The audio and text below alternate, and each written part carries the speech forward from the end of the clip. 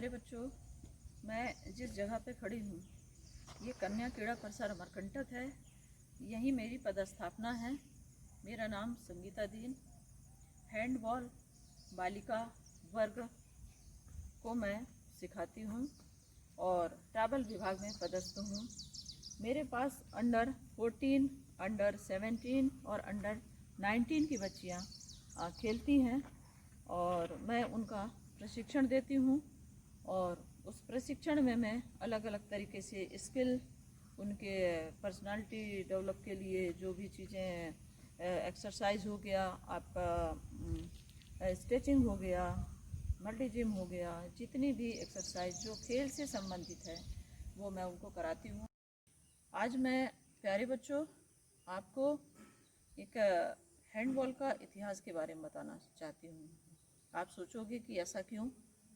तो हैंडबॉल के जितने भी खिलाड़ी हैं उनको ये संदेश जाना चाहिए कि पूर्व में इसका इतिहास कैसा रहा है और किस तरह से इसकी शुरुआत हुई, कैसा खेला जाता रहा है और क्या क्या हुआ। जब हम किसी गेम को खेलते हैं तो उसकी संपूर्ण जानकारी हमारे पास होनी चाहिए और ताकि हम बता सकें, हमें उसमें एक रुचि आ सके और खेल को हम बेहतर तरीके से एक रोचक बना सकें। तो इसका जनक, सर्वप्रथम मैं बात करूंगी कि हैंडबॉल का जनक कौन था। तो हैंडबॉल का जनक जर्मनी देश को माना जाता है। जर्मनी जो देश है, यूरोपियन कंट्री का जो देश है, उसे इसका जनक माना जाता है। और वहाँ के एक प्रसिद्ध खिलाड़ी जिनका नाम था कानर कोता, एक जिम्नास्ट थे। क्या था?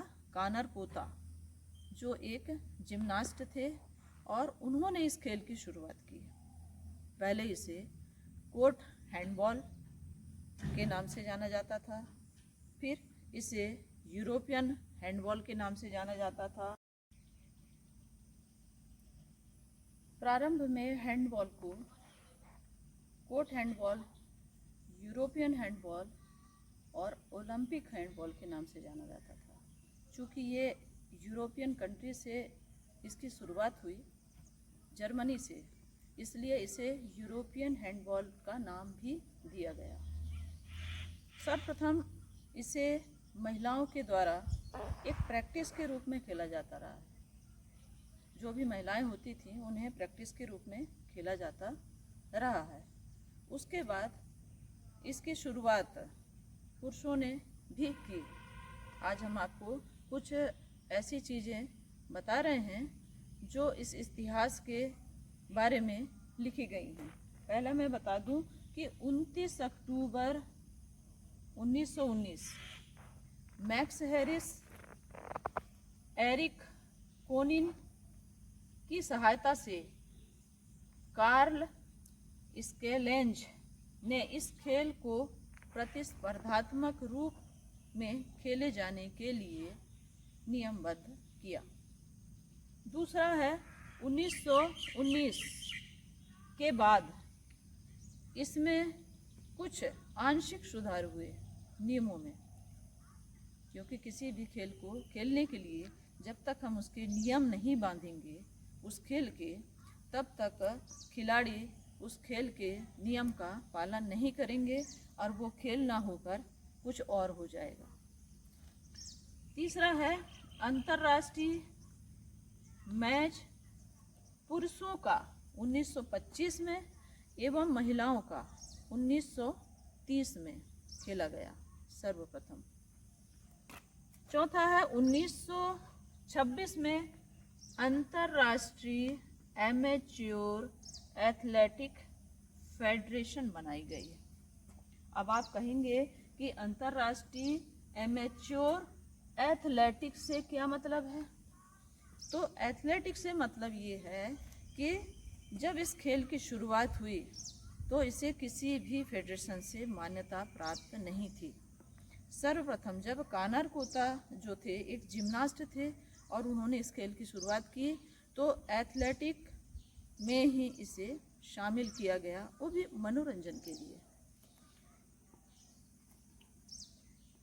पांचवा है 1928 में अंतर्राष्ट्रीय एमेच्योर हैंडबॉल के रूप में इसका गठन किया गया। और 1946 में अंतर्राष्ट्रीय हैंडबॉल महासंघ का गठन किया गया। इसके संघ बनाए गए ताकि इस गेम को अंतर्राष्ट्रीय लेवल पर ख्याति प्राप्त हो और हर देश की एक टीम में बने और वो टीमें उसमें पार्टिसिपेट करे और उसको नियमबद्ध तरीके से उस खेल को मान्यता देते हुए हम आगे बढ़ाएं। इस तरह से इसकी शुरुआत हुई। 1936 में ग्रीष्मकालीन ओलंपिक में इसे प्रदर्शन मैच के रूप में रखा गया। 1936 में ग्रीष्मकालीन में प्रदर्शन मैच के रूप में ओलंपिक गेम में से शामिल किया गया। 1972 में ग्रीष्मकालीन ओलंपिक में हैंडबॉल को स्थायी रूप से मान्यता मिली।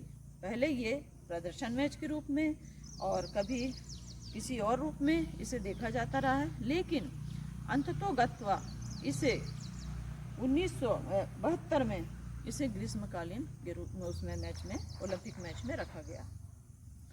1970 में यह यूरोपियन गेम के रूप में प्रसिद्ध हुआ और खेला जाने लगा। भारत में यह खेल 1970 में आया। 1970 के बाद 1995 तक यह खेल जो है खेला जाता रहा है। पहले इसे 4 साल तक खेला जाता था महासंघों के द्वारा, फिर 3 साल रखा गया, फिर 2 साल रखा गया। और उसमें इस तरह से यह गेम की शुरुआत हुई और आज महिला एवं पुरुष दोनों ही वर्ग के लोग में यह गेम लोकप्रिय है। आज हम बच्चों को जब अलग अलग ग्रुप के बच्चों को खिलाते हैं इस गेम को, अंडर 14, अंडर 17, अंडर 19, तो उन ग्रुपों के बच्चों को हम SGFI के माध्यम से या महिला खेल के माध्यम से या अन्य किसी फेडरेशन के माध्यम से हम इन खेलों को आगे प्रतिस्पर्धात्मक रूप में बच्चों को खिलाते हैं, जिसमें बच्चे आगे राष्ट्रीय लेवल पर, अंतर्राष्ट्रीय लेवल पर इस खेल में ख्याति प्राप्त करते हैं। प्यारे बच्चों, आज मैंने बहुत ही शॉर्ट रूप में आपको हैंडबॉल का इतिहास बताया। ये जानना आपके लिए बहुत ज़रूरी था और इसलिए क्योंकि आपको खेल की बारीकियां पता हों, इसलिए मैंने इस छोटे से इतिहास के माध्यम से आपको जो बताने की कोशिश की है उसे आप समझें, देखें और उन खिलाड़ियों के द्वारा जो इसमें महानता प्राप्त कर चुके हैं उनका अनुकरण करें, अनुसरण करें और बताई हुई बातों पर गौर करें। आज के लिए इतना ही। नमस्कार।